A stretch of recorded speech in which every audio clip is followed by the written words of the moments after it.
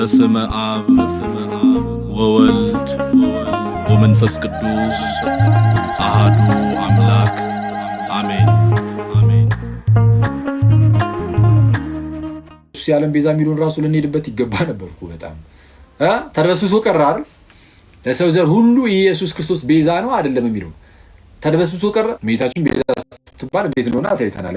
ቤዛ የሚለው ቀላል ነው። ከመጽሐፍ ቅዱስም ከምንም አሳይተናል። አለቀ። ምንም ለየትኛውም አካል ሊሰጥ የሚችል ነው። ለጌታ ኢየሱስ ብቻ ይሰጣል የሚለው የፕሮቴስታንቶች ውሸት ነው። ቆይ አንዴ፣ ፕሮቴስታንቶች እንደዛ ሲሉ ለኢየሱስ ብቻ ነው የሚሰጠው ሲሉ ሞቶ ከማዳን አንጻር ያሉ ከሆነ ትክክል ናቸው፣ አንፈርድም። ግን ቃሉ እንደ ቃል ራሱ ለምንም መዋልከው ለምንም በቃ ለኢየሱስ ብቻ ነው የምንሰጠው ከሆነ ይሄ ውሸት ይባላል። የለም እንደዚህ አይነት ትምህርት የለም። አንዴ ሊንቀሩ ለኢንቻርጀር ስለዚህ እሱን አሳይተናል። አሁን ኢየሱስ የሰው ዘር ሁሉ ቤዛ ነው አይደለም የሚለው ራሱ እኮ ጥያቄ ሆኗል። ፕሮቴስታንቶች ጋር አጨቃጫቂ ስለሆነ ማለት ነው። ኢየሱስ ለሰው ዘር ሁሉ ሞቷል አልሞተም የሚለው አንዳንዱ ፕሮቴስታንት አልሞተም ይላል፣ አንዳንዱ ፕሮቴስታንት ሞቷል ይላል። ተስማሙ አይሻልም? ያ ብትስማሙ መልካም ነው። ኢየሱስ በጣም የሚያስገርመው ደግሞ ኢየሱስ እርሱ ለሰው ዘር ሁሉ አልሞተም የሚለውን ድናል ክርስቲያን ይሏል። ይመጣል ከኛ ጋር አብረ ፕሮቴስታንት ነው የሚለው ድናል። ስለዚህ ይሄ አሁን ለክርስቶስ የምር ያን ያህል አሁን እንደው አይ ነው ለክርስቶስ የሚቀኑ ፕሮቴስታንት ወንድመቶች እንዳሉ አውቃለሁ። ከበፊትም ጀምሮ እላለሁ፣ ክጄም አላውቅም። በጣም ልባም ፕሮቴስታንቶች እንዳሉ አምናለሁ። እኔ ራሴም በቅርበት የማውቃቸው ብዙዎች ይኖራሉ። እና እግዚአብሔር በነገር ሁሉ ደግሞ ይርዳችሁ። እንደዚህ አይነት ፕሮቴስታንቶችን ማለት ነው። ልባም ፕሮቴስታንቶች አሉ፣ ግልጽ ነው። በጣም ምስኪኖች የዋሆች ምናምን በቀናነት ነገሮችን የሚያዩ ምናምን አሉ። እዚህ ሚዲያ ላይ ደግሞ የምናውቃቸው ደግሞ አሉ በጣም ብዙዎች። ሌሎች ደግሞ ልክ እንደዚህ ሆነ በጣም በቃ ተጠምደው የሚውሉት ስለ ክርስቶስ በመናገር እንኳን አይደለም። እኔ ክርስቶስን የሚያውቁትም አይመስለኝም ጋይስ። ስለ ክርስቶስ በመናገር ሳይሆን በቃ ዝም ብሎ ወይ ቤተክርስቲያንን ሲያጥላሉ የመዋል ወይ የግለሰቦችን ስም እያነሱ በመዋል ምናምን እንደዛ እና ዋሉ። መዋላቸውን አንጠላውም፣ ጥሩ ነው። እንደዚህ አይነት ሰዎች በነገራችን ላይ ስለ ቤተክርስቲያን መጥፎ ነገር የግለሰቦችን ስም ብቻ ዝም ብለው እንደዚህ እየጠሩ ብቻ በመዋላቸው ጥሩ ነው። እነሱ እንደዛ ሲውሉ እናንተ ክርስቲያን ወንድመቶች ደግሞ እየተሰባሰባችሁ እዚህ ቲክቶክ ላይ ማለት ነው ስለ እግዚአብሔር ስለ መንግስቱ ስለ እግዚአብሔር መንግስት አውሩ፣ ስለ ክርስቶስ አውሩ፣ መጽሐፍ ቅዱስ ጥቅስ እያነሳችሁ ተነጋገሩ። ስለ ጌታችን ኢየሱስ ስለ ምህረቱ ክርስቶስ በልባችን መሳል እንዳለበት እሱ ሁሌም አስታውሱ። መዝሙሮችን ስሙ ምናምን። ከዛ ደግሞ የወንድምና የእህት አይነት ወሬዎችን አውሩ። ምንም ችግር የለውም። እንደዛ ያደረጋችሁ እና ልዩነቱ በቃ በደንብ እንደዚህ በሚዲያውም ክሊርሊ ማለት ነው እንደዚህ ቪዚብል ሆኖ ይታይ። በቃ ጥሩ ነው። ዲፍረንሱ ልዩነቱ ምን እንደሆነ እና እንደነዚህ አይነት ሰዎች በሐሰት ይከሳሉ። አሁን የምርም እውነተኛ ትችት ቢያቀርቡ ምንም ችግር የለም። ክርስቶስን እምላችሁ እኔ ትችት ምናምን እኔ ታውቁኛላችሁ። ትችት ምንጣላ አይነት ሰው አይደለሁም። ትችት እኔ ራሴም ላቀርብ እችላለሁ በአንድም በሌላ ምክንያት ማለት ነው። ግን ትችቱ ግን ጤናማ አይደለም። የብዙዎቹ እዚህ ላይ ያሉት አይቻለሁ። በቃ አለቀ። ጤናማ ከጥላቻ የሚነሳ ትችት በጣም አደገኛ ነው። ከጥላቻ ከተነሳ ትችት አስቀያሚ ነው የሚሆነው። አስቀያሚ ፍቅር የሌለበት ይሆናል። ፍቅር የሌለበት ደግሞ ስራ የለውም። በፍቅር የሚሰራ አይሆን አይቷል። እውነትን በፍቅር መናገር የሚባል ነገር በቃ የለም የሆኑ መንደሮች ላይ። ስለዛ እንደዛ እንዳይሆን በጣም መጠንቀቅ አለብን እና እንደዛ አይነት ሰዎችን ተዋቸውና ግን ልባም የሆኑ ፕሮቴስታንት ወንድመቶች ደግሞ አሉ። እሱን እንዳልኳችሁ ነው። ያው እንግዲህ ክደን አናውቅም እና እነሱን ጥሩ ነው። የእግዚአብሔርን ቃል እንወዳለን የሚሉ መጽሐፍ ቅዱስን በጣም እንወዳለን የሚሉ ክርስቶስን እንወዳለን የሚሉ ሰው እንደነዚህ አይነት ፕሮቴስታንት ወንድመቶቻችን ልናደርግ የምንችለው ምንድነው? እንደነዚህ ጥሩ ልብ ያላቸው ፕሮቴስታንቶች ከኛ ጋር ደግሞ ሁሉም ደግሞ አብረውን እንዲሆኑ ስለነሱ መጸለይ ምናምን ሁሌም ሰላምን ጠብቀን መኖር ነው። ከእንደነዚህ አይነት ሰዎች ጋር ጥሩ ነው እና የተለያየ ነገርን ያነሳሉና አሁን እንደነዚህ አይነት ሰዎች ይሄን ያነሳውላችሁ ለምንድን ነው? ሁሌ ሲተቹ ብቻ የሚሉ ሰዎች ክርስቶስ ግድ የሚሰጣቸው ቢሆን ኢየሱስ የሰው ዘር ሁሉ ቤዛ አይደለም ለሰው ዘር ሁሉ አልሞተም የሚሉ ፕሮቴስታንቶችን እያየ ለምን አይሰብክም? እነሱ ለምን አይሰብክም? የምር ኮንሰርን እንደው ግድ የሚሰጥ ኢየሱስ ነው አይደለም ነው? ኦኬ ከሆነ እሺ ካንተን ያላቅም ያው ስለራስህ ከሆነ እንግዲያውስ ኢየሱስ ለሰው ዘር ሁሉ አልሞተም የሚለውን በቅርብ ያለውን እስቲ ተነስና እስቲ ሰብከው እንስማ። አረ ለሰው ዘር ሁሉ ሞቷል ትክክል አይደለም ብለህ እስቲ በግልጽ ተናገር። እስቲ ስህተት ነህ ብለህ እስቲ በግልጽ ተናገረው። አትና ይኸው ይህን ሁሉ ቀን እንሰጣችኋለን ብለን ነበር፣ ሰጠናችሁ። ምንም የተናገረ ሰው የለም።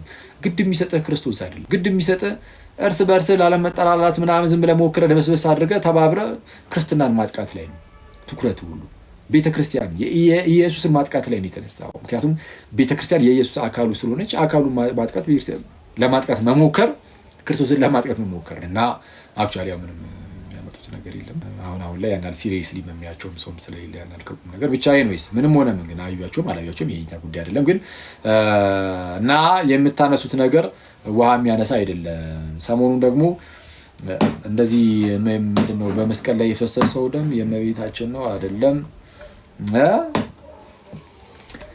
የምንበላው ቅዱስ ቁርባን ላይ የምንበላው ያ የጌታ ስጋና ደምም የእመቤታችን ነው አይደለም ምናምን የሚለው ላይ እሱ ላይም እንደዚሁ ሲያነሱ ነበርና አሁን ይህንን እንደዚህ ብሎ ያስተማሩ መምህራን አባቶች ምናምን አንድ ሁለት አይቻሉና ተመልከቱ ጋይስ። በመስቀል ላይ የፈሰሰው ደም ስጋ የምንበላው ስጋና ደምም የእመቤታችን ነው ብለው አንድ ሰው ተናገረ ማለት እመቤታችን በመስቀል ላይ ተሰቅላ ስጋዋን ቆርሳ ሰጠችን፣ ደሟን አፍሳ ሰጠችን እያሉ እንዳልሆነ ያው እናውቃለን። መቼስ ይሄንን አያጡትም፣ ግልጽ ነው። እንደዚህ ብሎ ያስተማረ መናፍቅም በታሪክ ውስጥ ራሱ ተሰምቶ አያውቅም። ይሄ በጣም እንደዚህ አይነት ምንፍቅና እመቤታችንን ያመለኩ ነበሩ። እናመልካለን ብሎ የተነሱ ነበሩ። እነሱም ቤተክርስቲያናችን አወገዘቻቸው። 4ኛው ክፍለ ዘመን ላይ ቤተክርስቲያናችን አወገዘቻቸው። ግን ምንድነው እመቤታችንን እናመልካለን ሊሉ ይችላሉ። ግን እመቤታችን ተሰቅላ ስጋዋን ቆርሳ ደሙን አፍሳ ሰጠችን፣ ቅዱስ ቁርባኑ የእርሷ ስጋና ደም ነው ሲሉ ከዛ አንጻር ምናምን እንደዚያ ብሎ ያስተማረ የለም። ስለዚህ አሁን እንደዚህ አይነት አባቶችም አሁን ይህን ሲናገሩ እንደዛ እያሉ እንዳልሆነ እናውቀዋለን፣ እንረዳዋለን። ማለት እመቤታችን በመስቀል ላይ ተሰቅላ ስጋዋን ቆርሳ ደሙን አፍሳ ሰጠችን እያሉ እንዳልሆነ እናውቀዋለን። ምንም ይሄ ግልጽ ነው። ግን ንግግራቸው ግን ያው ስህተት ነው፣ አስቸጋሪ ነው። ደሙን ያፈሰሰው እግዚአብሔር በገዛ ደሙ ያዋጃት ቤተክርስቲያንን ይላል። ስለዚህ ደሙ የእግዚአብሔር ነው፣ የመለኮት ነው፣ የጌታ ኢየሱስ ነው አይደለ?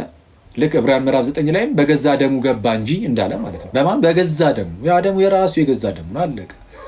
ከመቤታችን ስጋ ነስቷል። አሁን እዛ ቪዲዮ ላይ ብያችኋለሁ፣ ዛሬ ሰርቻለሁ ቪዲዮ። እሺ ስጋ ምንድነው ባይዚ አካውንታችን በጣም ሪፖርት በዝቶበታልና እሺ ኤኒዌይስ ተውት እናሱን።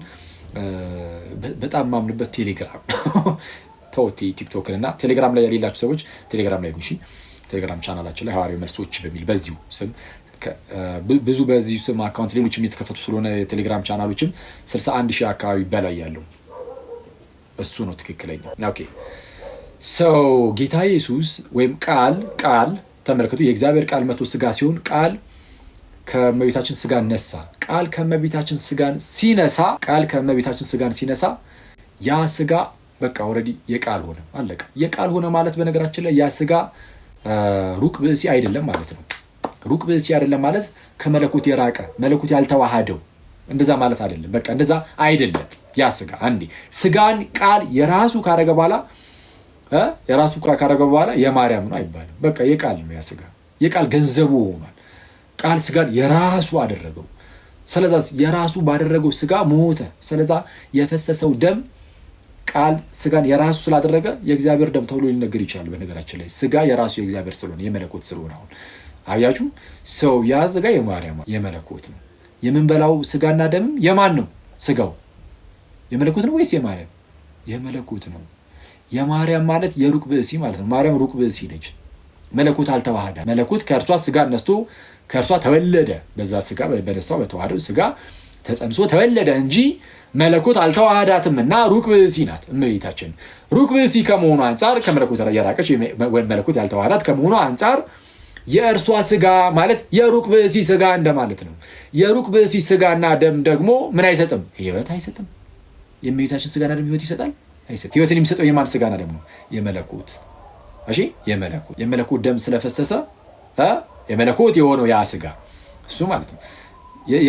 የመለኮት ደም ስለሆነ የፈሰሰው ለዓለም ሁሉ ኃጢአት ስርየት የሚሆነው እና እንደዛ ነው። ስለዛ ይሄ አገላለጹ ስህተት ነው። አገላለጽ ነው አይነው እረዳለሁ፣ ግን ስህተት ነው። እስቲ ስህተት እንደሆነ እንደዚህ በግልጽ እንናገራለን። በጣም ደስ የሚለውና አንድ ነገር ልንገራችሁ እዚህ ውስጥ ግን የቤተ ክርስቲያን አስተምህሮ የሚባል ነገር አለን እኛ። የቤተ ክርስቲያን አስተምህሮ እያያችሁ ነው አይደለም? አክሊልን አይደለም የሆኑ ሌሎች ሰዎችን ጳጳስን ይመዝናል። ከኤርሳን አስተምሮ ውጪ ከሆነ የትኛውም ሎካል ሲኖዶች ይመዘናሉ። አይደለም አንድ ጳጳስ ፓትሪያርኩ ይመዘናሉ በቤተ ክርስቲያን አስተምህሮ። ስለዛ የቤተ ክርስቲያን አስተምህሮ አለ። በቤተ ክርስቲያን አስተምህሮ ጳጳስ ራሱ ይመዘናሉ። ጳጳሳት ሲናገሩ ሲያስተምሩ ጳጳሳትን ታውቃላችሁ፣ ተደፋፍረን እንደዚህ ምናምን በድፍረት ምናምን እንደዛ ምንናገር አይደለም አይደለ? አንናገርም። በጣም በፍርሃት ነው። እንኳን ቅድም ስናገር ነበር አንድ ቤት ገብቼ እንኳን ለጳጳስና ለማያምኑ ሰዎች ራሱ ሲጠይቁን እኛ ያው ይሄን ነገር በደንብ ባንፈጽመው በሚያሳዝን ሁኔታ የማያምኑ ሰዎች ራሱ ከኤርትራን ውጭ የሆኑ ሰዎች ራሱ ሲጠይቁን ምን መልሰው እንዴት ነው የሚለው በእናንተ ስላለው ተስፋ ለሚጠይቋችሁ ሁሉ አለ ቅዱስ ጴጥሮስ፣ በእናንተ ስላለው ተስፋ ለሚጠይቋችሁ ሁሉ መልስ ለመስጠት ዘወትር የተዘጋጃችሁ ሁኑ ይልና፣ ነገር ግን በምን ይሁን? በየዋህነትና በፍርሃት ይሁን። አይተዋል። በየዋህነት ፕላስ በፍርሃት ከቤተ ክርስቲያን ውጭ ላለ ለእስላሙ፣ ለጴንጤው፣ ለኤቲስቱም፣ ለየትኛውም ለዋቄ ፈታውም፣ በድንጋይ ለሚያምነውም፣ በምኑም ለሚያምነውም ሲጠይቁን በእኛ ስላለው ተስፋ፣ በእኛ ተስፋ አለ አይደል? የሚያስገርም ታላቅ የሆነ ተስፋ፣ በክርስቶስ በኩል የሆነ ተስፋ። እንዲህ ያለ ነገር መጥቶ ማንም ሲጠይቀን መሆን ያለብን እንዴት ነው? ከእንደዚህ ቤተ ምድረት ራሱ ይሄ ኢንቴንሽናቸውን ግን አይታችሁ ነው። ሆን ብሎ ይሄ ዝም ብሎ ጉንጫ አልፋ የሆነ ነገር ይዞ የሚመጣብህ ከሆነ መተው ነው በቃ አለ። አንዴ ሁለቴ ትመክረዋለህ፣ ከዛ በኋላ ከሱ ትረቃለህ። ግን የሚጠይቅ ካለ ግን በምን መልኩ ልንመልስ የሚገባው መጽሐፋችን እንደነገረን በየዋህነትና በፍርሃት። ኧረ አባቶቻችን ወይም እንደዚህ ጳጳሳቱ እረኞቻችን እነሱ ሲናገሩ ደግሞ ያው በጣም በእንትን ያው ልንናገር ይገባል። በየዋህነት በፍርሃት እንደው እዚች ጋር እንድች ምናምን ብለህ ያው ስለማታመቻምች ትምህርት ላይ ግዴታ መናገር ስላለበት ትናገር። ስትናገር ግን በየዋህነትና በፍርሃት ሊሆን ይገባልና እንደዛ ነው። ሰው በኤርሰን አስተምህሮ ይመዘናሉ ነው። የቤተ ክርስቲያን አስተምህሮ ባይኖረን ኖሮ እስኪ ምን ነበር? ምን ሆነው አንዱ ጳጳስ ሲነሳና አይ ይሄ እንዲህ ነው ሲሉ የራሳቸውን አስተምህሮ ይዘው ላጥ፣ ሌላውን ጳጳስ የራሱን ትምህርት፣ ሌላውን ጳጳስ ሌላውን ትምህርት እያለ ሁሉም የየራሱን ትምህርት ይዞ ይሄድ ነበረ።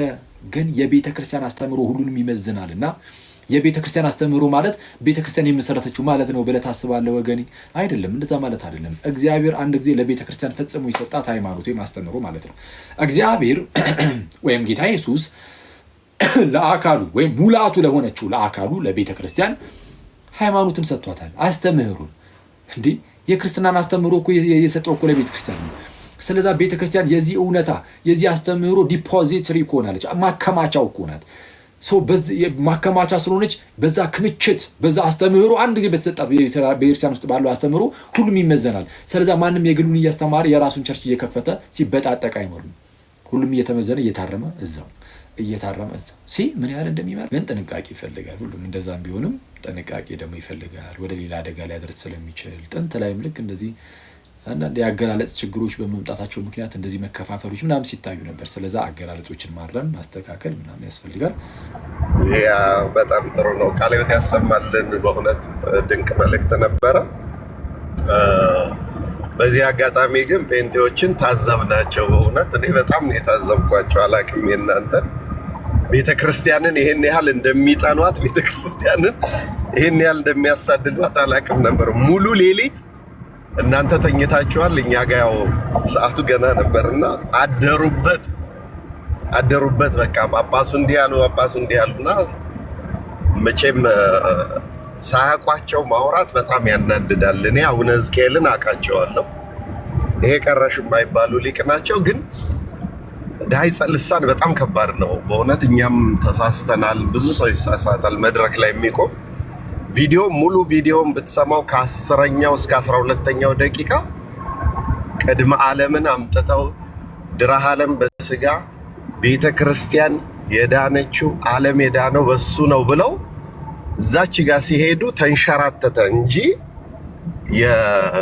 የትምህርት ጉድለት ወይም ከላይ አምጥተውት ነበርና ከሷ የነሳውን ስጋ ነው መስቀል ላይ ያዋለውና ያ ህመም የሷም ህመም ነው አይነት መልእክት ለማስተላለፍ ነበር የሄዱትና ግን በሙሉ አውርደውታል። የክርስቶስ ደም የሱ ሞት ዓለምን እንዳዳነ ላውም ሲተርኩ ሐዋርያትን ገንዘብ ጠፍቶ ነው ወይ ልጅን ያላስጣላችሁት? እናንተ እንሰቀል ለምን አትሉም? ግን እናንተ ብትሰቀሉ ዓለም አይድንም ብለው ሁሉ አምጥተው ነው። እንዴት አይነት ያሉ አባት እንደሆኑ ልነግርህ አልችልም። የምናገለግልበት ቤተክርስቲያን ታቦቱ የተቀመጠው መጀመሪያ ላይክ ኤሌመንተሪ ስኩል ነበር፣ ቦታ ስላልተገዛ። ከዛ ሃይ ስኩል ገባ፣ ከዛ ኮሌጅ ገባ ታቦቱ ማለት ነው። እዛ ኮሌጅ በዓሉን ያከበርለት ፕሮግራም የመራሁት እኔ ነኝ። እሳቸው ነበሩ ያስተማሩትና እንግዲህ ያው የእመቤታችንን ታሪክ ታውቃላችሁ።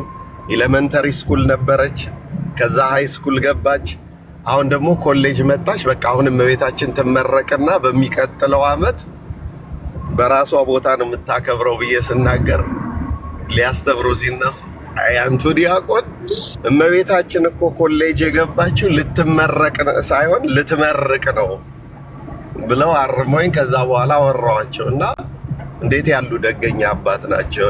የብሉይ የሐዲስ መምህር ናቸው። ግን በኋላ ላይ ቪዲዮን ስሰማው እንትን ብለዋል፣ አብራርተው ትንሽ ነው ስላይድ ያደረገው ዳይጸ ልሳን ነው እና ያንን ለማለት ነው። ቃለ ሕይወት ያሰብ አንድ ወንድም እኮ ምን አለኝ በውስጥ እርሱ ያው ለጋብቻ ምናምን ያሉት ዛሬ በጣም ሲሪየስ ነው፣ ሁላችንም አጉ ያለው እና ምን ተሳስተው ነው ይሄን እኮ ለጋብቻ ካላቸው ሁኔታ አንፃር እርሳቸውን ማጉ ብሏቸው እንዳይሆን እያሉ አንዱ ነው በውስጥ ያ ሲሳይ ቤት ስለ ጋብቻ ተነስቶ ነበርና እሱ ርዕስ ያው ለእናንተ አለርጂክ ስለሆነ ለእናንተ እኔ አሁን አንድ ፕላን አለኝ። አንድ ሰው መልእክት ላከልኝ፣ አኬ ለምንድን ነው ሰርግ ላይ ከበሮ እንኳን የማይመታው ዮሐድ እንኳን ሲመታ ሲል አይ በሱ ኪሎ የሚሆን ከበሮ የለም ተብሏልና እያነጋገርኩ ነው ሰው። ኧረ በእግዚአብሔር ቀለል ያለ ከበሮ ለማሰራት ይሄ በጣም ፌር አይደለም። የምር በጣም እያስገመቱኝ። ይሄ ከበሩ ማንሳት የማይችል ታዲያ ምኑ ሰው ነው? አንተ ራስህ ሲጀመር አሁን ለዲያቆን ሕዝቅያስ ከትዳር ጋር በተገናኘ በር ከፍተላቸው ፓፓ ወደኛው ሊመጣ ስለሆነ ርዕሱ እንመለስ፣ ወደ እመቤታችን እንመለስ። ሊሄዱብን ነው።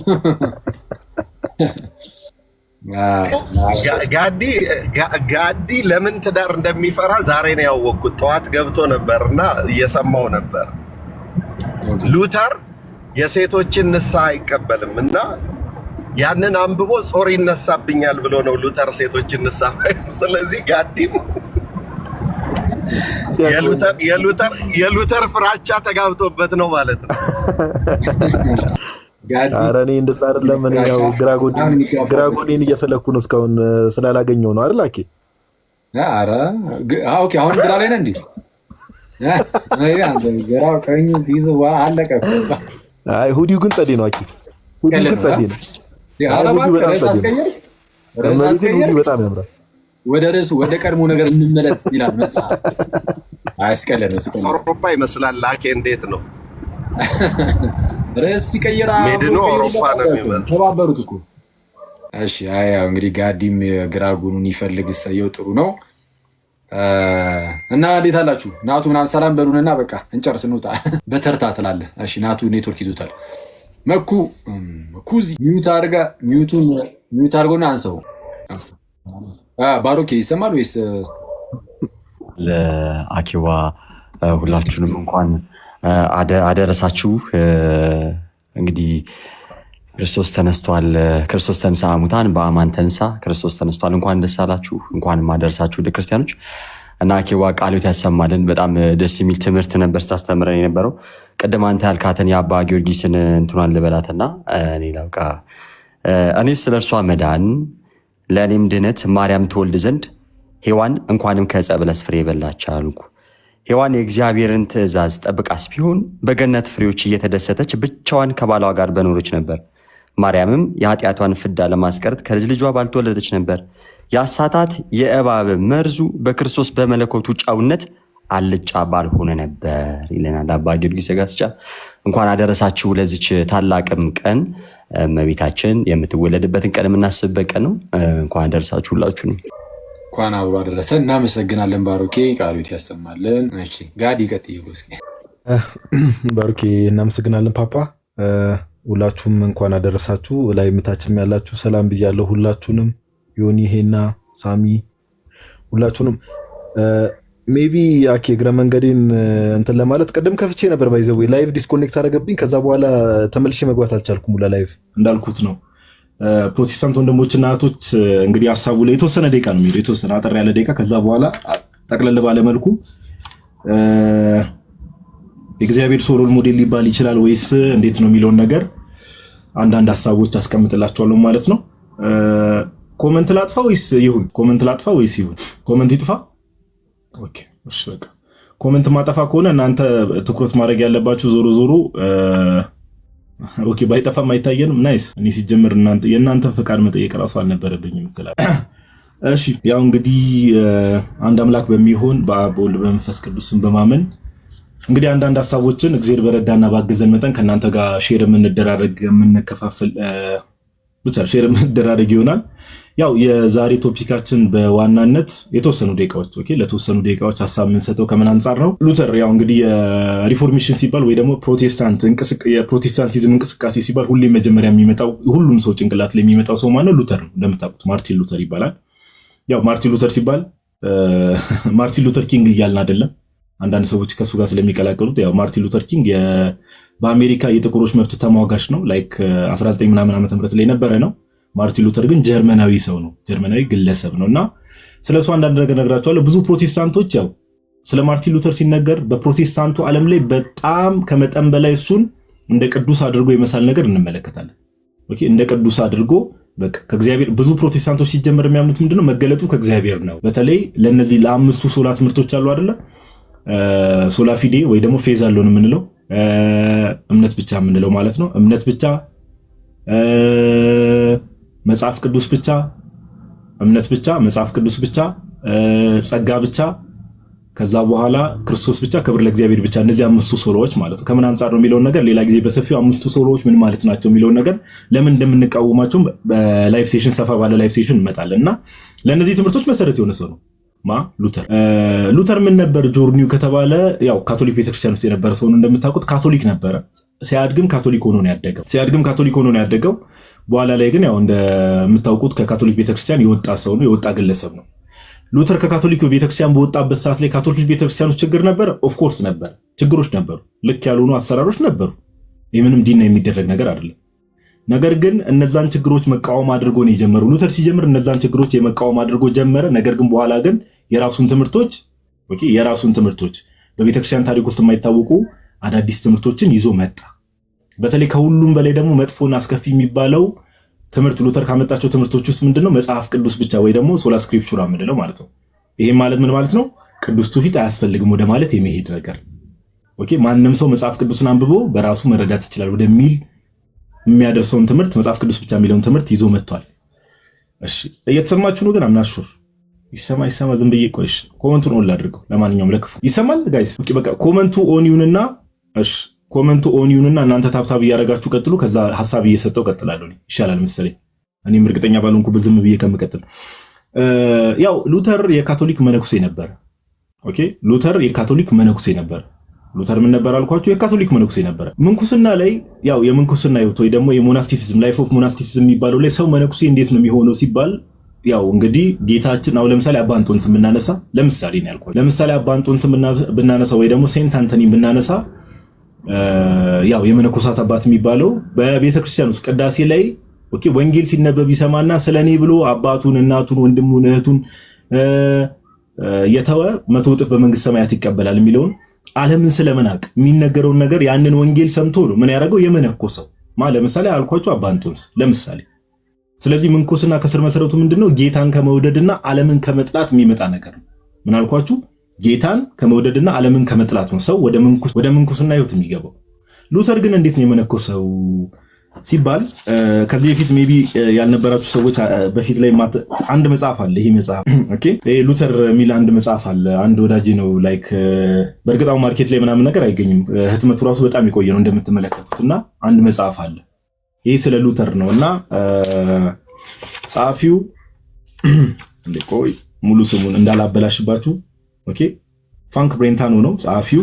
እና ይሄ ሉተር ላይ ስለ ሉተር ህይወትና ስለ ሉተር ከተጻፉ አንባያዝድ ሳይሆን ኦኬ ይሄ ዝም ብሎ ሳይድ ማያስ ሳይሆን ዝም ብሎ ለትችት ብቻ ሳይሆን ጥሩ አድርጎ ስለ ሉተር ከተጻፉ መጽሐፎች ውስጥ አንዱ ይሄ ነው። ፍራንክ ብሬንታን የጻፈው ሉተር ወይ ደግሞ ስለ ላይፍ ኦፍ ሉተር የምንለው ማለት ነው። ኦኬ ላይፍ ኦፍ ሉተር የምንለው እና እዛ ላይ ሉተር እንዴት ምንኩስናን ተቀላቀለ ነው። አሁን ቅድም ያልኳችሁ ነገር እንዳትረሱ። ሰው ወደ ምንኩስና ህይወት ብዙ ጊዜ የሚገባው ምንድነው? ዓለምን ንቆ ዓለምን ጠልቶ የእግዚአብሔር ፍቅር ስቦት ነው። ኦኬ አንዳንድ ሰዎች ደግሞ መገለጥን ያገኛሉ። ለምሳሌ ከእግዚአብሔር ጥሪ የሚቀርብላቸው ሰዎች አሉ። ኦኬ ጥሪ የሚቀርብላቸው ሰዎች አሉ። አይ ቲንክ ኮሜንት ላጥፋ መሰለኝ። አንተ ሰው ዝም ብዬ ሳይ ትመቸኛለህ ምናምን የሚሉ ኮሜንቶች እያየሁ ነውና ይሄ ደግሞ ትምህርቱ አም ጀስት ፕሌይንግ እሺ ኖርማል ነው። ስቀልድ ነው አታምሩት ምናምን ነገር እና ዓለምን ንቆ የእግዚአብሔር ፍቅር ነው ሰውን ወደ ምንኩስና የሚወስደው። አንዳንድ ሰዎች ደግሞ በስፔሻል ሪቨሌሽን ደግሞ እግዚአብሔር የሚጠራቸው ሰዎች አሉ። እግዚአብሔር ሪስትሪክት አናደርጉም ግዴታ በዚህ በኩል ካልሆነ ብለን። ኦኬ ሉተር ግን እንዴት ነበረ ከተባለ እዚሁ ዘሮርቱ እዚሁ መጽሐፍ ላይ የፍራንክ ብሬንታኑ ምን የሚል ሐሳብ ያስቀምጣል። ሉተር ይሄ ስለ እግዚአብሔር የነበረው ነገር በጣም እግዚአብሔርን ሲያስብ ስለ እግዚአብሔር የነበረው ምልከታ አሁን ባለንበት ዓለም ላይ ዩሮፒያን ጋድ የሚባል ነገር አለ ወይ ደግሞ ይሄ ዌስተርኑ ዓለም ወይ ደግሞ ዩሮፒያንስ አውሮፓውያን አሉ አይደል ስለ እግዚአብሔር ያላቸው ምልከታ አለ። አውሮፓያን ወይ ደግሞ ዩሮፒያን ስለ እግዚአብሔር ያላቸው ምልከታ እንዴት ነው? የሆነ ትልቅ ዱላ ይዞ በዙፋኑ የተቀመጠ ሰው አድርገው ነው ማንን የሚስሉት? እግዚአብሔር አምላክ ነው የሚስሉት። ሉተርም እንደዚህ አይነት ማይንድ ሴት ነበረው። ኦኬ he looked upon God as a master armed with a stick. ኦኬ an executioner በቃ የሆነ ህግን ለማስፈጸም ወይ ደግሞ የሆነ ፍርድን ለማስፈጸም ዱላ ነገር ስቲክ ማለት አርጩሜ በሉት ዱላ በሉት እሱን ይዞ በዙፋኑ የተቀመጠ አድርጎ ነበር እግዚአብሔርን የሚያስቡ። ኦኬ ገና ከስር መሰረቱ ስለ እግዚአብሔር ያለውን መረዳት እንድታውቁ ነው ይሄን እየነገርኳችሁ። እግዚአብሔርን ገና ፈራጅ ብቻ እንደው ዱላ ይዞ አርጩሜ ይዞ ቁጭ ያለ ሰው አድርገን ካሰብን ከእግዚአብሔር ፍቅር ይልቅ ሞሮፍ የእግዚአብሔር ቁጣ አስፈርቶ ነው የምንንቀሳቀሰው። ኦኬ ይሄ ደግሞ ትክክለኛውን የእግዚአብሔር ጸጋ እንዳናገኝ ያገደናል ማለት ነው። እና ሉተር ላምብብላችሁ እንግሊዝኛው ላምብብላችሁና ተረጉምላችሁ ነው this condition of nervous tension was increased እና አንድ ነገር ሳልነግራችሁ ያለፍኩት ምንድነው እንደዛ ማሰቡ ብቻ ሳይሆን and willingly he bethought him of the schoolmaster who used to beat him 15 times a day when he was a boy. ሉተር ሕፃን እያለ ተማሪ በነበረበት ሰዓት ላይ አንድ አስተማሪ ነበረው። በቀን ኦልሞስት አስቸጋሪ ልጅ ነው ባህሪው። በቀን ኦልሞስት 15 ጊዜ ይገረፍ ነበር። በቀን በአንድ ቀን ውስጥ 15 ጊዜ ይገረፍ ነበር። እና ሉተር ስለ እግዚአብሔር የነበረው ምልከታ እግዚአብሔርን ሲያስብ ያ ሕፃን እያደገ በነበረበት ሰዓት ላይ ያ ትምህርት ቤት የሚገርፈውን አስተማሪ እሱን አስተማሪ ነበር የሚያስታውሰው። ይሄን በአንደበቱ የተናገረው ባይዘው ሉተር ነው። ያን አስተማሪ ያስታውሰኝ ነበረ እግዚአብሔር አምላክ። ኦኬ እና የተለያዩ ምልከታዎች ነበሩ። ኦኬ ነርቨስ ዲፕሬሽን ነበረበት during which he suffered agonies and which were followed by a state of super exaltation. This condition of nervous tension was increased one day by the news of sudden demise of one of his best friends. በጣም ዲፕሬሽን ነበረበት፣ ጭንቀት ነበረበት። ይሄ ጭንቀት ደግሞ የበለጠ መቼ ይጨምርበታል? አንዱ ጓደኛው የቅርብ ጓደኛው ኦኬ ቤስት ፍሬንዱ ይሞትበታል። የሉተር ቤስት ፍሬንድ የቅርብ ጓደኛው ይሞትበታል። የበለጠ ቴንሽኑ አላል ጭንቀት ይጨምራል። ኦፍ ኮርስ የቅርብ ሰው ሲሞትብን እንደዛ ነው የምንሆነው። ኦኬ who died a violent death according to one account having been killed with a sword. ከዛ ብቻ ጓደኛው ይሞትበታል። አንዳንዶቹ በመብረቅ ነው የሞተው ይላሉ፣ አንዳንዶቹ ደግሞ በቢላ ታርዶ ነው የሞተው ይላሉ። ብቻ የሉተር ጓደኛ ሞተ። ጁላይ 2 1505 ዓመተ ምህረት ላይ ኦኬ ሉተር was returning to Erfurt from Mansfield where he had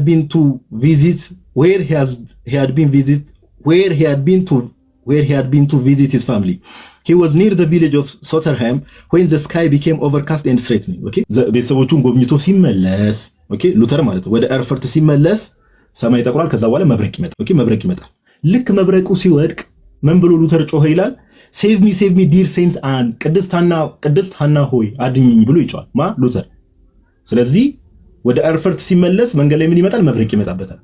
ስለዚህ ምን ብሎ ጮኸ አልኳችሁ? ሴቭ ሚ ዲር ሴንት አን ቅድስት ሃና ሆይ አድኝኝ ብሎ መጮህ ጀመረ ሉተር። ከዛ በድንጋጤ ውስጥ ምን ብሎ ኮንፌስ አደረገ? መሬት ላይ ወድቆ ሴቭ ሚ ኤንድ አይ ዊል ቢካም ኤ ሞንክ አለ። ምን አለ? ከዚህ መብረቅ ከዳንኩኝ ከዚህ መብረቅ አድኝኝና ቅድስት ሃና ነው የሚጠይቃት። ኦኬ ሴንት ኤን ቅድስት ሃና ምን ይላታል? ከዚህ መብረቅ ከዳንኩኝ ምን እላለሁ አለ? መነኩሴ እሆናለሁ አለ። ስለዚህ ሉተር መነኩሴ ነበረ። ካቶሊክ ቤተክርስቲያን ውስጥ መነኩሴ ነበር ተብሎ ሲባል ዓለምን ንቆ ኦር የጌታ ፍቅር ጠርቶት አይደለም መነኩሴ የሆነው። መነኩሴ የሆነው ምንድነው? ዘመዶቹን ጎብኝቶ ሲመለስ መብረቅ ይመጣል። ኦኬ ልክ መብረቁ ሲመጣ ይደነግጥና ቅድስትና ሆይ አድኝኝ ካለ በኋላ መሬት ላይ ወድቆ እንግዲህ ያኔ በቅድስና አማላጅነት ቢያምን ነው ኦፍ ኮርስ ኦኬ ይልና ከዚህ ነገር ከዳንኩ መነኩሴ ይሆናል ብሎ ቃል ይገባል። ከዚህ የተነሳ ነው መነኩሴ ሆኖማ ሉተር። ስለዚህ ምንኩስናው ቅድም እንዳልኳችሁ እና አባ እንጦንስን ብዙ መነኩሳትን ብትመለከቱ ምንድነው ወንጌል ሰምተው የጌታ ፍቅር ስቧቸው ዓለምን ጥለው ይመነኩሳሉ። ሉተር ጋር ስንመጣ ግን የሆነ ችግር አጋጠመው፣ ተፈጥሯዊ አደጋ አጋጠመው። በዛ አደጋ ላይ ደግሞ ፈራና ደንግጦ ከዚህ ነገር ከዳንኩ ምን ሆናለሁ አለ መነኩሴ ሆናለሁ ብሎ ይናገራል። ቅድም ያልኳችሁ ነገር እንዳይረሳ ኦኬ። ሉተር ስለ እግዚአብሔር የነበረው መረዳት እግዚአብሔርን እንዴት አድርጎ ነው የሚያስበው የሚለው ነገር በጣም መሰረታዊ ነገር ስለሆነ ኦኬ በጣም መሰረታዊ ነገር ስለሆነ መነኩሴ ይሆናል። ከዛ በኋላ መነኩሴ ከሆነ በኋላ እንዳልኳችሁ ቀስ በቀስ እያደገ ወደ ምኑ ይመጣል? ወደ ክህነቱ ይመጣል። ኦኬ ወደ ክህነቱ ይመጣል። ቅድም እንዳልኳችሁ መረሳት የሌለባቸው ካራክተሮች አሉ። ስለ እግዚአብሔር የነበረው መረዳት አለ። ሁለተኛ ደግሞ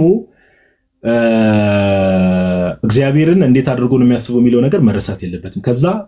ከዛ ባለፈ ደግሞ በጣም ጭንቀታም ሲበዛ ጭንቀታም ኦኬ በጣም ምን አልኳችሁ በጣም ጭንቀታም እና ካህን ከሆነ በኋላ ፕሪስቱዱን ከተቀበለ በኋላ ካህን ከሆነ በኋላ ኦፍ ኮርስ ምንኩስና ዓለም ላይ ይገባል። ከዛ በኋላ ካህን ይሆናል። እዛው ካቶሊክ ቤተክርስቲያን ውስጥ ካህን ይሆናል።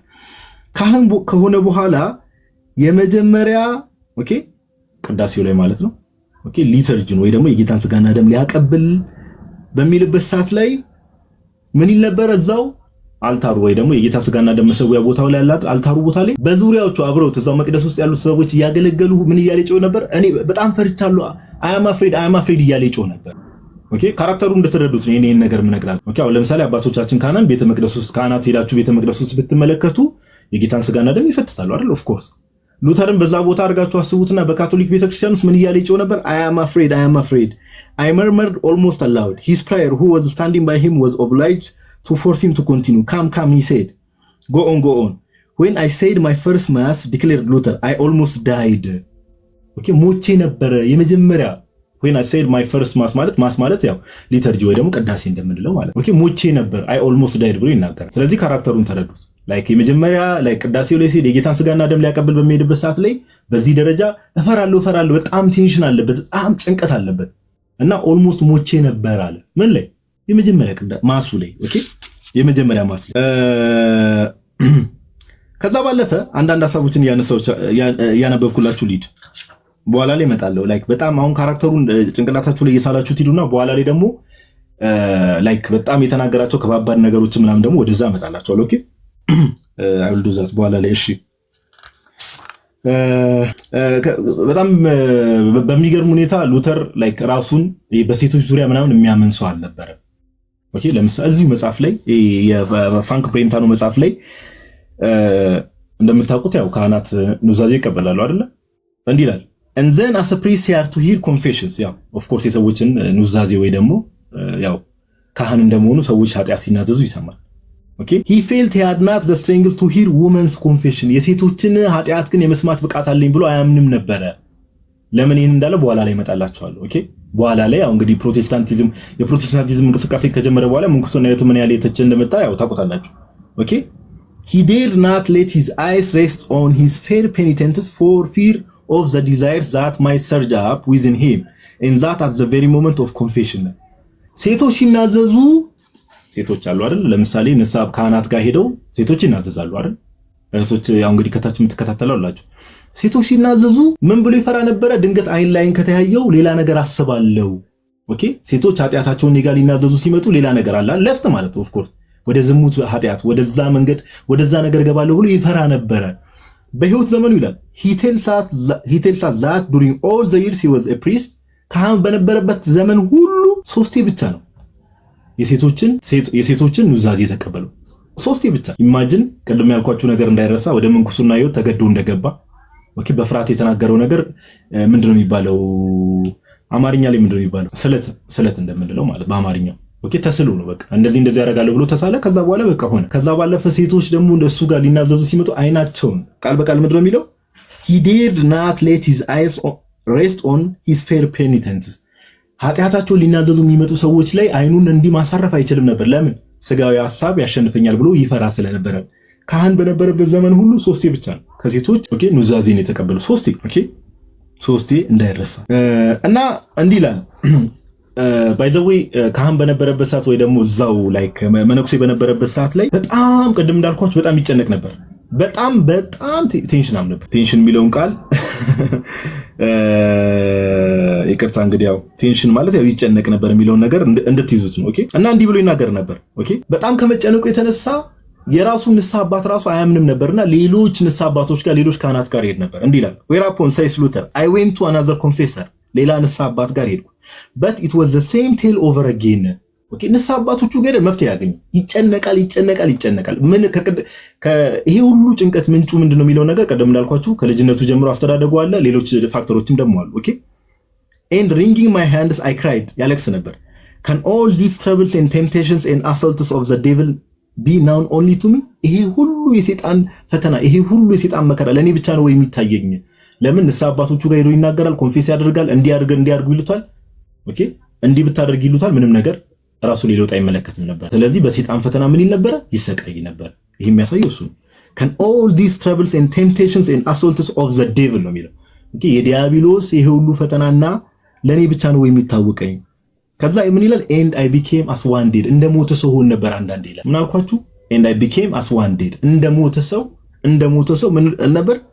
ኦኬ ሆን ነበር። ከዛ ኃጢያቶቹን ይናዘዛል። ለምሳሌ በጭንቅላቱ ኢማጂን ያደረጋቸውን ኃጢያቶች ይናዘዝና ይሄን ሁሉ ከተናገረ በኋላ ግን ምን ደግሞ ይጠራጠራል። ድጋሚ ደግሞ ያው እንግዲህ በሰይጣን በጣም ይፈተን ነበር። ሰይጣን ያሰቃየው ነበርና ይሄ ነገር ልክ ነው ወይ? ኦኬ ተናዝዤ ብቻ ይሄ ኃጢያት ይጠፋል ወይ ብሎ ደግሞ ይጠራጠራል።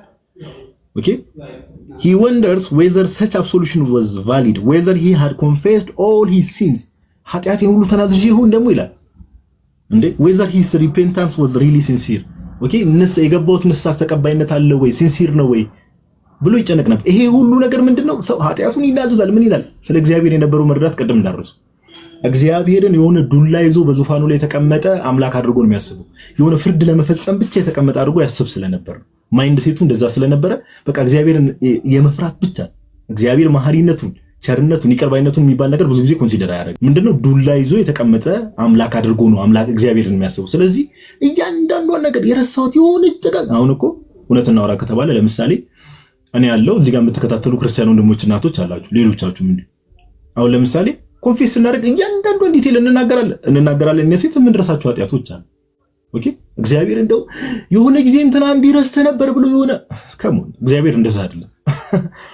እግዚአብሔር አምላክ ኢንቴንሽንን ነው የሚያየው። ስንናዘዝ የሰራነው ኃጢያት ያስታውስነው ነገር እንናገራለን። ኦኬ ለንስሐ አባቶቻችን እንናገራለን። ለዛ እኮ የረሳነው ኃጢያት ካለ ቅዳሴ ላይ የሚባለው ለዛ ነው። ኦኬ በገቢርም ባህል ላይ ለተሰሩ ኃጢያቶች ይቅር በላቸው የሚባለው ቅዳሴ ላይ ለዛ ነው። ሉተር ግን እንደዛ አለበት። በጣም ይጨነቅ ነበር። ይሄን ሁሉ ካራክተሩን እንድትረዱት ነው። ኦኬ ይሄን ሁሉ ምኑ እንድትረዱት ነው አልኳችሁ። ካራክተሩ እንድትረዱት የተወሰነ ነገር ልጨምርላችሁ፣ ፐርሰናሊቲው እንድትረዱ። ሉተር ያው በኋላ ላይ አነብላችኋለሁ ምን ያህል ዘረኛ እንደሆነ በኋላ ላይ አነብላችኋለሁ። ይናገራቸው የነበሩ ንግግሮች ግን ዘረኝነቱ ግን ከየት መጣ ነው ምንጩ? ኦኬ አንድ ጽሑፍ አለ ሜቢ ማንበብ የምትፈልጉ ሰዎች ሉተር ምንድነው ምን ፋዘር ነው የሚለው የሂትለር ብቻ የሆነ ቅድማያት የሚል ነገር አለ። አንድ ጽሑፍ አለ በእንግሊዝኛ የተጻፈ ጽሑፍ። ኦኬ ሉተር ስፒሪቹዋል ፋዘር ኦፍ ሂትለር ኦር እንደዛ የሚል ጽሑፍ አለ። ላይክ ዩ ካን ፒዲኤፉን በቀላሉ ምናምን ማግኘት ትችላላችሁ ኦንላይን ገብታችሁ። ኦኬ ለሂትለር ራሱ መንፈሳዊ አባት ነው በመባል ደረጃ የደረሰው ምንድነው? ዘረኝነቱ ነው። ኦኬ ዘረኝነቱ በኋላም ነግራችኋለሁ። ዘረኝነቱ ባይዘው ይሄ ጀርመናዊ ነው ዜግነቱ እንዳልኳችሁ። ጀርመናዊነቱን ተጠቅሞ ይሄ ሪፎርሜሽን እግዚአብሔር የመራው የታደሰ እንቅስቃሴ ነው የሚባለው ነገር ራሱ ምን ያህል እሱ ብሔሩን ተጠቅሞ ይሄን ነገር እንዳቀጣጠለ በኋላ ነግራችኋለሁ። ኦኬ በኋላ ነግራችኋለሁ። ይሄ ነገር ከምን መጣ ከተባለ ሁለት ሰዎች እንዲህ ይላል መጽሐፉ ገጽ 50 ላይ ነው ከፈለጋችሁ። Incidentally it was at Erfurt that Luther made the acquaintance of two writers who exercised a profound influence on his mind. ሁለት ሰዎችን ኤቨን ኦፍ ሄሴ እና አንዱ ኦኬ ኤርሊክ ቫን ሆተን የሚባሉ ሁለት ሰዎችን ይተዋወቃል እና በጣም ስነ ጽሑፍ ላይ ጎበዝ የሆኑ ሰዎች። አንዱ ሰው ኤቨን ኦፍ ሄሴ የሚባለው ሰው እንዲህ እያለ ለሉተር ይነግረው ነበር። ምን ይለው ነበር መሰላችሁ?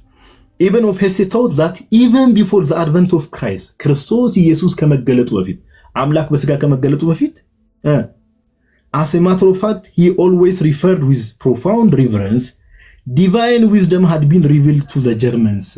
divine wisdom ሰማያዊ ጥበብ ለጀርመኑ ተገልጦ ነበር እያለ ይናገር ነበር። ኤቨን ኦፍ ሄሴ የሚባለው ሰው ሉተር ሁለት ሰዎች ተዋወቀ አልኳችሁ አይደል? ማንና ማን? ኤቨን ኦፍ ሄሴ እና የሚባልና ኤርሊክ ቫን ሆተን የሚባሉ ሰዎች ይሄ ኤበን ኦፍ ሄሴ የሚባሉ በጣም ሉተር የነዚህን ሰዎች ስራቸውን በጣም መውደድ ጀምሮ አብሮ ከነሱ ጋር ከሆነ በኋላ ኦኬ። ስለዚህ አይዲዮሎጂያቸውን በደንብ ጭነውበታል ማለት ነው። እና ኤበን ኦፍ ሄሴ የሚባለው ክርስቶስ ኢየሱስ አምላክ በስጋ ከመገለጡ በፊት ራሱ ዲቫይን የሆነው ዊዝደም ምን ይላል?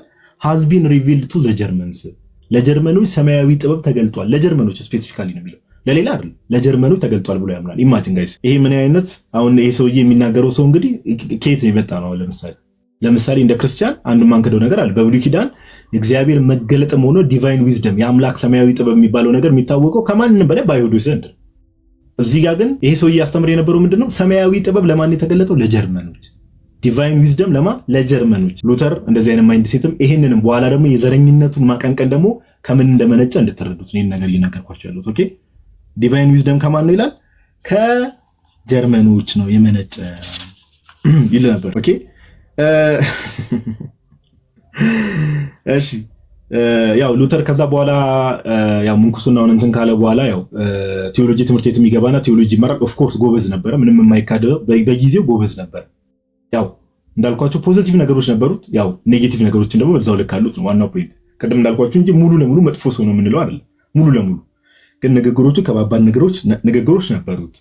ምን ንግግሮች አልኳችሁ? ከባባድ ንግግሮች ነበሩት። ኦኬ ከባባድ ንግግሮች ነበሩት እና እንዲህ እያለ ለምሳሌ እንዲህ ይላል after this ገጽ 53 ላይ he did not hesitate to take a high hand with all the theologians and the scholastics who had preceded him when he found them in disagreement with his manner of interpreting the scriptures። መጽሐፍ ቅዱስን ከሱ በፊት የነበሩ ቴዎሎጂያኖች አሉ። እነዛ ቴዎሎጂያኖች እሱ መጽሐፍ ቅዱስን የሚተረጉምበትን መንገድ ከእርሱ ጋር ካልተስማሙ ምን እያለ ይሰድባቸው ነበር? they are donkeys ኦኬ a herd of swine እያለ ይሰድባቸው ነበር። ምን አህዮች ናቸው ይላቸው ነበር። a herd of swine ማለት ምንድነው የሚባለው? አሳማ። እነዚህ አህዮች፣ እነዚህ አሳሞች እያለ ይሰድባቸው ነበር። እነዚህ ቴዎሎጂያኖች እንግዲህ እሱ የሚማርበት እዛ ሊማርበት በሄደበት ዩኒቨርሲቲ ነው እንግዲህ ጋይስ። እነዚህ አህዮች፣ እነዚህ አሳሞች እያለ ይሰድባቸው የነበረው ምንድነው? ለምሳሌ ቀለል ያለ እንድትረዱት ሐሳቡ ምሳሌ ልስጣችሁ። እኔ መጽሐፍ ቅዱስ ላይ ለምሳሌ ዮሐንስ ወንጌል ምዕራፍ 3 ቁጥር 5 ሰው ከውሃና ከመንፈስ ካልተወለደ በስተቀር እግዚአብሔርን መንግስት አይወርስም የሚለውን ውሃና መንፈስ የሚለውን ይሄ ስለ ጥምቀት ነው የሚያወራው። ኦኬ ስለ ውሃ ጥምቀት ነው የሚያወራው ስል ሉተር ሌላ ሐሳብ ቢኖረው እኔን ምን እያለኝ ነው? አህያ እያለኝ ነው። ከዛ ባለፈስ ምንድነው? አሳማ ብሎ ይሳደባል። እርሱ መጽሐፍ ቅዱስን በተረዳበት መንገድ ላይ ያተረዱ ሰዎችን ኦር የሚቃወሙ ሰዎችን እንደዚህ እያለ ይሳደብ ነበር፣ ለዚያውም ቴዎሎጂያኖችን። ይሄም ደግሞ ካራክተሩ እንድትረዱት ነው ምን አይነት ማይንድ ሴት እንደነበር። ኦኬ ምን አይነት ማይንድ ሴት እንደነበር። እሺ እዚሁ ላይ አንድ እሺ በሚገርማችሁ ሁኔታ ሉተርን ከቅድም ጀምሮ በጣም ከሚያስጨንቁ ነገሮች ውስጥ አንዱ ምን ነበር አልኳችሁ? ፕሪዴስቲኔሽን የሚባለው ነገር ያስጨንቀዋል። ያው ይሄ ምንድነው የሚባለው? አውጉስቲኒያን የአውጉስቲንን አይዲዮሎጂ ወይ ደግሞ የአውጉስቲንን ቴዎሎጂ የሚቀበሉ በአውጉስቲኒያን ሞንክስ አሉ። ያው አሁን ለምሳሌ በካቶሊክ ውስጥ መነኮሳ ሲባሉ አውጉስቲኒያን አሉ፣ የተለያየ ቦታ ላይ ስም ይሰጣቸዋል። ሉተር ደግሞ እዛ የአውጉስቲኒያን ሞንክስ በዛ ውስጥ ነው ያለፈው እና የሊቆ ኦገስቲንን ያው በእኛ ቤተክርስቲያን ቅዱስ አይደለም ደግሞ የሊቆ ኦገስቲንን በተለይ ፕሪዴስቲኔሽን ወይ ደግሞ በቀድመ ውሳኔ ላይ ያስተማረውን ትምህርት አንብቦ ነበረ እና ሉተር በጣም ይጨነቅ ነበር። ምን ብሎ ነው የሚጨነቀው? ይህንን ትምህርት ከማንበብ አልፎ ያምነው ነበርና ምን ቀድሞ ከተመረጡት ውስጥ ነው ያለው ወይ የሚለው ነገር ያስጨንቀው ነበር። ኦኬ እንዲህ እያለ ይናገራል። in that terrible predestination ይላል። ኦኬ when I think on it writes ሉተር ስለ ቀድሞ ውሳኔ ወይም ደግሞ ስለ predestination ሳስብ ይላል I forget the boundless charity of Christ and the goodness of God የክርስቶስ ኢየሱስ ጸጋንና የእግዚአብሔርን በጎነት ወይ ደግሞ ጉድነስ መልካምነት እረሳለሁ ይላል። ኦኬ እንትን የሚለውን ቃል አንዴ ልተርጉምላችሁ። ቆይ ሜቢ ትርጉም ላይ እንዳላሳስት ኦኬ አንዴ ቆይ ታገሱ። ሐሳቤን እየተከተላችሁ ግን አንዴ ቆይ እስከዛ ድረስ ኮሜንቱን ኦል አድርግላችሁ እናንተ ምርጦች፣ ብቻዬን ደግሞ መቀደድ እንዳይሆን ሐሳቤን ፎሎ እያደረጋችሁ ነው። አንዴ ኮንፊርም አድርጉኝና እኔ እስከዛ ድረስ ቆይ አንዴ አልፈጠንኩም አይደል? የፈጠንኩ አይመስለኝም አይደል? ረጋ ብዬ ነው እየሄድኩ ያለው። እሺ አንዴ ይቅርታ።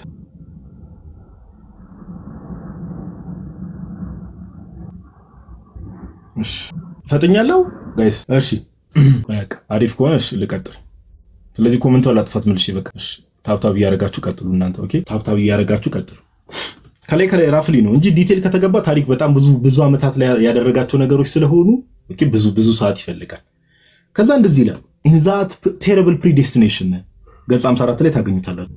ኦኬ that terrible predestination ማለት ያ በቃ ይሄ ያ ቅድመ ውሳኔ ይላልና ስለ ቅድመ ውሳኔ ሳስብ ይላል when I think on it writes Luther I forget the boundless charity of Christ and the goodness of God የክርስቶስ ኢየሱስን ጸጋ ረሳለው የእግዚአብሔርን መልካምነት ረሳለው ይልና ምን ይላል and I look upon God as no better than a scoundrel ስለ እግዚአብሔር ሳስብ እግዚአብሔር እንደምን መለከታው አለ scoundrel ማለት ቅሌታም እንደማለት ነው literally can you imagine scoundrel literally Godን ኢንሰልት የማድረግ ነገር ኦኬ ፕሪዲስቲኔሽን እምነቱን ተቀብሏል እኔ ተመርጫለሁ አልተመረጥኩም ይያል ይጨነቅ ነበር ይሄንን ነገር ከተቀበለ በኋላ ደግሞ ስለ እግዚአብሔር ሳስብ እግዚአብሔርን ከቅሌታም በተሻለ አላየውም ኦኬ ልክ ስለ ቀድሞ ውሳኔ ሳስብ ምን ስል በቃ መጥፎ ነገሮች ብላስፈሚዎች ጭንቅላቴ ላይ ይመጣሉ ስለ እግዚአብሔር መጥፎ ነገሮችን አስባለሁ ይላል ካን ዩ ኢማጂን መገለጥ ያገኘው ሰው ምን አለ I look upon God as no better than a scoundrel ከቅሌታም ሰው በተሻለ እግዚአብሔርን አልመለከተው ኦኬ ያው እንግዲህ እንደዚህ አይነት ነገር ስሰማ እኛም ጆሮአችን እንትን እንዳይለን ጠንቀቅ ማለት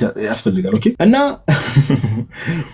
ራሱን ደግሞ በጣም ቦስት በማድረግ ነው ያው ሉተር እንደምታውቁት ሌላው ካራክተሩ ስለ እግዚአብሔር የተናገራቸው ነገሮች ምናምን ስለ ዘረኝነቱ በደንብ ቃል በቃል አነብላችኋለሁ ራፍሊ ነው አሁን እየነገርኳችሁ ካራክተር ምን አይነት ካራክተር እንደነበረው ጀስት ጭንቅላታችሁ ላይ እንደስሉ ራሱ ምን ይያል ይጠራ ነበር ማን ኦፍ ጋድ ይያል ይጠራ ነበር አሁን በዚህ ዘመን እንዳሉ ነቢያት ማን ኦፍ ጋድ ይያል ይጠራ ነበር የእግዚአብሔር ሰው ነኝ እና ምን ብለ ይጠራ ነበር ኦኬ he called to be a shining light to the light in the church ኦኬ ቤተክርስቲያን እንድታበራ የተጠራው ብርሃን እኔ ነኝ ይያል ይናገር ነበር ስለራሱ ምን አልኳችሁ ቤተክርስቲያን እንድታበራ ቤተክርስቲያንን ለማብራት የተጠራው ብርሃን እኔ ነኝ ይያለ ስለራሱ ይናገር ቅዱስ ጳውሎስ መጽሐፍ ቅዱስ ላይ ስንመለከት ሐዋርያቱን ባህሪያት በኋላ መጨረሻ ላይ በነጽጽር አስቀምጥላችኋለሁ ሐዋርያቱን ስንመለከት ቅዱስ ጳውሎስ ሶስተኛ ሰማይ ድረስ የተነጠቀው ቅዱስ ጳውሎስ ምን ይያለ ነው ራሱን ከሁሉም በላይ ለማንስ ይያለ ነው የሚናገር የጌታ ተከታዮች ወይም ደግሞ የጌታ ደቀ መዝሙር መሆኑ አንዱ መገለጫ መታበይ የሚባል ነገር የለባቸውም ትክክለኛ የጌታ ተከታዮች ትክክለኛ የጌታ ደቀ መዛሙርት ሉተር ግን ምን ይል ነበር ስለ እግዚአብሔር የተናገረው ነገር እዚህ ጋር ነግሬያቸዋለሁ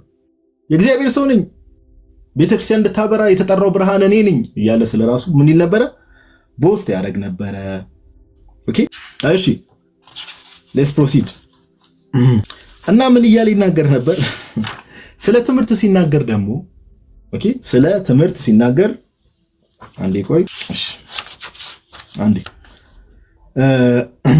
እሺ እንዲያል ይናገር ነበር እሱ ስለሚያስተምሩ ትምህርት እንዲያል ይናገር ነበር በተጨማሪ ኦኬ እንዲህ ይል ነበር he confessed that he was not only unshakable he was absolutely immovably certain that his doctrine was the whole truth እኔ የተረዳሁት ትምህርት ወይ ደግሞ እኔ ያስተማርኩት ዶክትሪን ወይም ደግሞ ትምህርት ሙሉ እውነትን ነው ከዛም አልፎ ባይዘው ቃል በቃል ምን ይላል እንደውም እዚሁ ከዚህ ጋር ያይዤ ምን ላንብብላችሁ መንፈስ ቅዱስ ነው በእኔ ውስጥ እንዲህ ይላል let them treat me as a heretic who imagines that my attitude toward the Church of Christ and the Holy Scriptures is not Catholic guided by my conscience I shall not cease to believe that it is they who are in error and that it is I who truly love the church with a just regard for her honor I am in the hand of the Lord it is he who forced me to formulate my thesis ይላል እነዚህ 95 ቴሲሶችን ያኔ ሲለጥፍ ዊተንበርግ ላይ ሲለጥፍ እነዚህ ነገሮችን እንድለጥፍ ያደረገኝ እግዚአብሔር አምላክ ነው ኦኬ በመንፈስ ቅዱስ ምሪት ነው ያደረኩት እኔ ያስተማርኩት ትምህርት በሙሉ ሙሉ እውነትን ነው ወይ ደግሞ ሙሉ ዶክትሪን ነው ይያለ ይናገር ነበር ማልኳችሁ ሉተር እንግዲህ መታበይ በደንብ እንድትመለከቱ ምን ያህል በራሱ ይታበይ የነበረ ሰው እንደሆነ ኦኬ ባይዘው ከዛም አልፎ እንደው አንድ ተጨማሪ ፋክት ልንገራችሁና በተለይ አባቶችን ሲዘረጥጥ በተለይ እነ ቅዱስ ዮሐንስ አፈወርቅን እንዴት እንደሚዘረጥጣቸው ባይዘው you have no idea guys እንዴት እንደሚሰርባቸው ኦኬ እንዴት እንደሚሰርባቸው እነ ቅዱስ ዮሐንስ አፈወርቅን የበፊት የቤተክርስቲያን አባቶች ኦገስቲን ነው ብዙ ጊዜ ያው የፕሪዲስቲኔሽን ጭንቅላት ውስጥ የኦገስቲንን ትምህርት አጥንቶ ስለሆነ most of the time ኮት የሚያደርገው ኦገስቲን ነው ሊቅ ኦገስቲን ነው ኦኬ እና ራሱን በመንፈስ ቅዱስ የተመራ ኦኬ ያስተምር የነበረው ትምህርት እግዚአብሔር በእጁ ይዞ ይሄን ነገር እንዲያስተምር እንዳደረገው የሱ ትምህርት ዶክትሪኑ ሙሉ ለሙሉ ትምህርቱ ምንድነው ሙሉ ለሙሉ እውነት እንደሆነ እና እነዚህ ነገሮችን ይናገር ነበር ማልኳችሁ ሉተር ኦኬ ስለዚህ አሁን እነዚህ ነገሮችን በካራክተር ደረጃ ከነገርኳችሁ በኋላ አንዴ ቆይ አሁን ካራክተሩን ያዙና የተናገራችሁ አስደናቂ ንግግር የሚባሉትን ደግሞ ነግራችኋለሁ ኦኬ ቪዲዮ ሰራለሁ ከዚህ በፊትም ቪዲዮ መስራት ጀምሬ ነበር ቪዲዮ ሰራለሁ ግን እስካሁን ያለው ነገር አንደርስታንድ ማነው እግዚአብሔር ስም ኮኔክት ጋይስ አለው ስታክ ኮኔክሽን ምን ሆኖ ነው አይ ስታክ እንዳረኩ ነው ይታየኛል በስመ አብ ወወልድ ወመንፈስ ቅዱስ አሐዱ